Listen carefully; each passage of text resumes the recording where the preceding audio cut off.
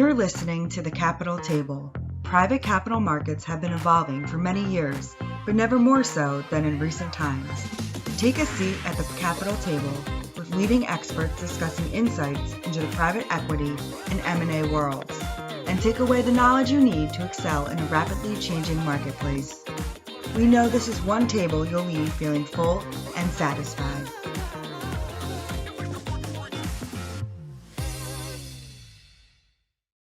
Welcome to Witham's Private Equity Podcast Series, today talking about healthcare M&A, understanding the impact of reimbursement rates and other issues in the COVID-19 environment and beyond. I'm Steve Brady, partner and practice leader for transaction advisory at Witham. And with us, we have Dominic Segala, principal and market leader for healthcare advisory at Witham. Dominic? Thanks, Steve, and looking forward to having this conversation. Started out in the Big Four public accounting, spent 20 years on the healthcare provider side, 15 of those as CFO for two large systems, one in New York, one in New Jersey. Had an epiphany one day and said, let's go over to the good side. Came over to Witham in about 2.5 years ago to lead up the healthcare advisory practice. Great, Dominic. Thank you. And certainly the pandemic has rushed in the age of virtual care. Many providers had pre-existing codes for telemedicine. Dominic, what are the risks in healthcare M&A that these rates continue going forward after COVID-19? So great question, Steve. And, I think everyone's well aware of the pandemic, to me, really accelerated technology in healthcare. Specifically around telehealth and virtual care. And I think it's interesting, just one stat here is Mass General in Boston went from 1,500 virtual ambulatory visits per month, which was less than 1% of their total ambulatory visit volume, to approximately 250,000 visits per month, or 60% of all ambulatory visits. And so, and the clients we speak to, and clearly it needs to stay here. I think the big thing, Steve, you're going to need permanent regulatory and legislative change to sustain, where we've gotten to so far. And the key is, in the past, the rate structure was never there. So definitely in more rural settings, telehealth was used, and they would get a higher reimbursement rate for certain payers. But the biggest change during the pandemic was to allow those rates to come up to the same rate as a normal face-to-face clinic visit, if you will. So, the one thing that clearly is going to take place and needs to keep the sustainability is to have that rate structure in place. Otherwise, from a quality standpoint, yes, it would work because you're staying away from the infection and everything else that pertains to when you're face-to-face with a patient. But if the reimbursement doesn't work, it's just not going to stay there. A good note is there is a lot of push from legislation, and everything we're hearing from DC and from CMS is that these rates are here to stay, and they need it because they've made such an advancement in care from a technology standpoint. Yeah, it's very interesting. And you mentioned that and the continued legislative changes needed in this area. As you and I sit here chatting, the outcome of the election is still uncertain, although it's certainly clear there will be, let's say, a divided Congress and some disparity with the White House. I mean, do you think that's going to have any impact on where the legislative angles will go, or is this here to stay and too important an issue? Yeah, great point. And I think irregardless of the outcome, and as you said, if it's a Trump or Biden president, you're going to have a Republican Senate, Democratic House. I think it's too important. I think both sides agree that the gains that have been made are here to stay. And we believe that rate structure is going to be put into place. And even if you hear, and if you listen to HHS and the Secretary of HHS, which is Human Health Services, there's a very big push from their standpoint to assure, not only the rates, but the geographic restraints that were there in the past, because it was only allowed for, as I said previously, in the rural setting. So long-winded way of saying, I think regardless of the outcome, this is here to stay. And the biggest component of it is those rate structures and allowing them to push forward. And what also, interestingly enough, you're starting to hear a lot of discussions around And in the past, it was, never used in an ICU setting, but now, the ability to even monitor patients virtually, if you will, without actually having to go in and see those patients. So there's a lot of, it's always been used in the radiology side, but I think the advancements has allowed people to really start to think differently about patient care going forward. Yeah, it's very insightful. Thanks. Yeah, and so we look at the impact of on reimbursement rates of the pandemic, stepping back from that and just to a broader sense of reimbursement rate risk as we're looking at healthcare M&A from a coding perspective. I mean, what are the risks that you're seeing? And equally important, how are you working with clients to mitigate those risks in an M&A setting? Absolutely. And from an M&A setting, it's the unknown that could always risk the deal being done.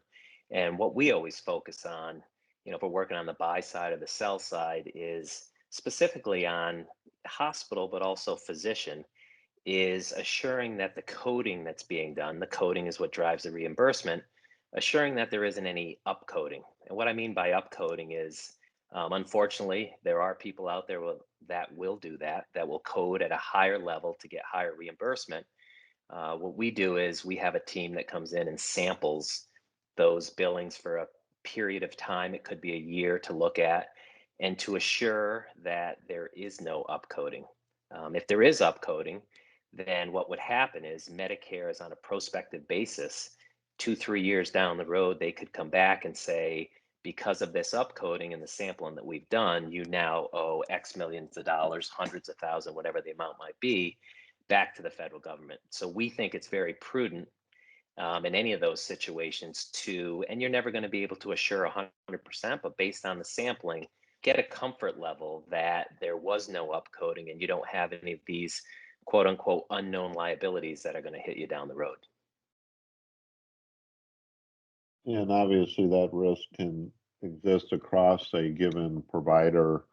And you mentioned the Medicare side of the equation. Are private pay insurers viewing this any differently, more diligently, less diligently? What are the risks on the commercial insurance side of the house? So the difference in the commercial insurance side is they somewhat attack it concurrently.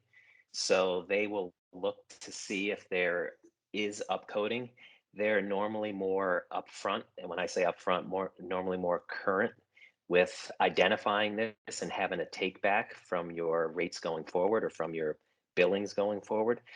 CMS and Medicare, it's always been a more prospective. They're usually 2 to 3 years behind. So what we've seen is if it's an Aetna, Blue Cross, any of the big commercial payers, they do monthly sampling. So they will know if you fall out of, either the bottom of the top 10%, and they will approach you about it and you'll have an amount due back to them, usually within a 3 to 6 month period.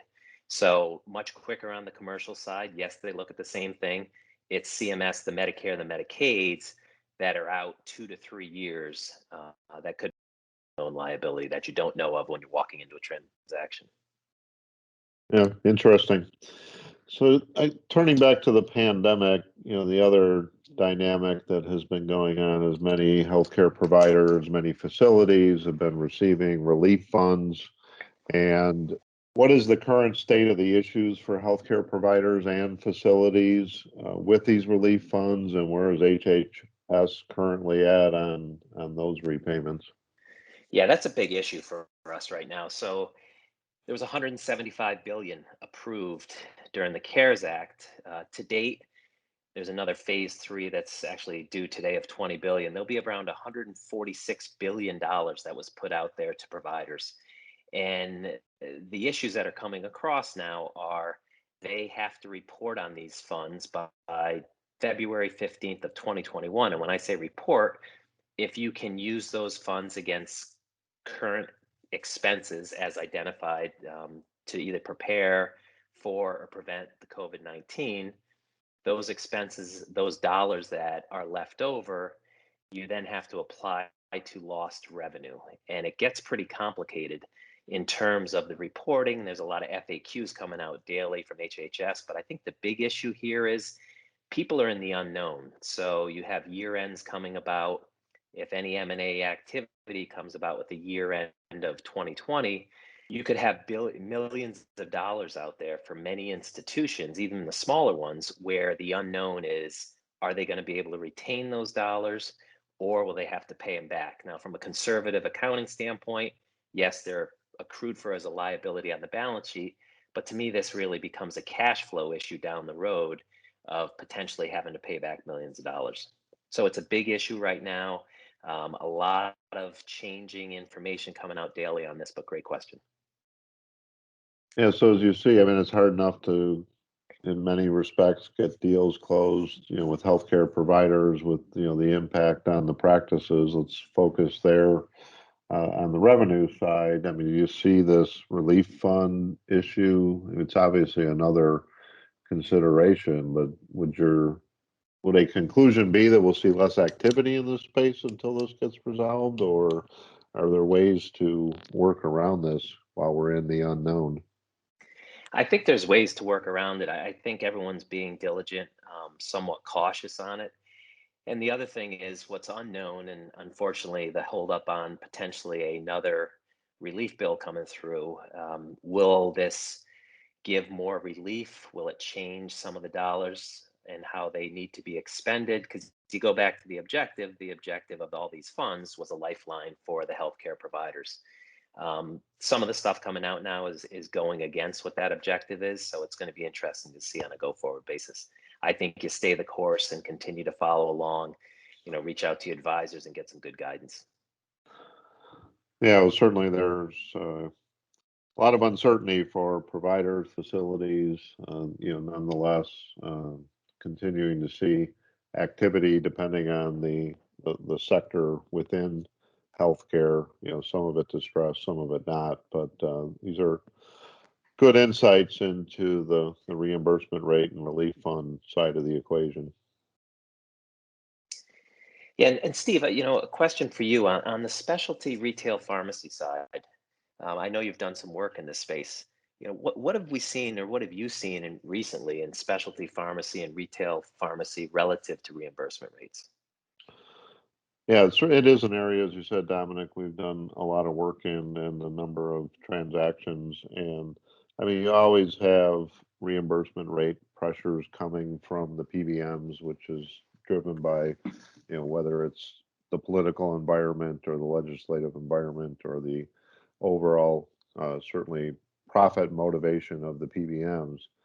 Uh, but it's an area in M&A in this sector that needs very special attention to, and certainly trending of what reimbursement rates are for goals that these specialty pharmacies or retail pharmacies are dispensing.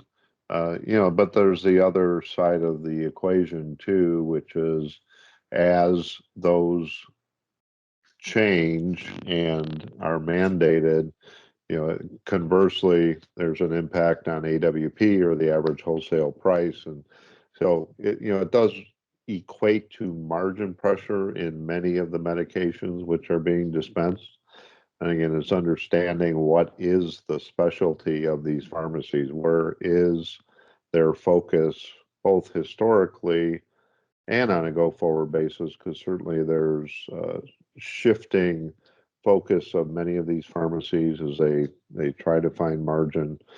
Some are certainly very focused from a care standpoint of being able to solve patient needs in a given care state. And certainly there, it's a little bit easier to track in these deals, just meaning that, their focus is on patient care, and there happen to be solutions, medication solutions that fit that care state. It's different than certainly what we do see, where the specialty pharmacy kind of changes direction and pivots with the change in the margin profile of these drugs. So it's a really interesting and frankly fascinating issue. And I think in particular too, just to kind of change gears on the the perspective a little bit is many, drugs are obviously always coming out, and with new treatments and being able to address uh, disease states in different ways, there's certainly the rush to the new things on the market, and is that a permanent margin profile that you can earn over the long term with these drugs? So, um, very important area, great question. But at the same time, it's also interesting with some of the specialty medications that are out there, some of the very, high profile names. These are extremely expensive treatments, very Right. high reimbursement rate, but yet minute margins in most cases. It's really a very interesting dynamic there, because what you earn for dispensing one of those medications can be only marginally greater than something that's selling for or being reimbursed at $500 versus something that's being reimbursed at $29,000, and the margin profile is amazing how different it is. So that creates all sorts of working capital issues and reimbursement collectability issues. So it's an interesting minefield, frankly, to walk through when you're working on these deals. So it's a great question, Dominic.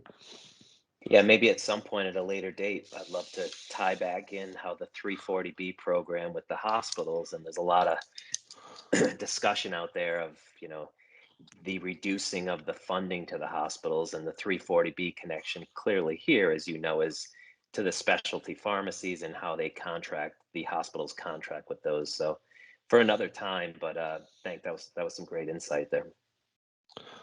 Yeah, that would be a great option or area to explore, 340B in a future podcast. But as you said, Dominic, I think we've covered a lot of ground here. It's been a great discussion. Thank you. You've been listening to The Capital Table. For more information, please visit withum.com. Thank you for listening.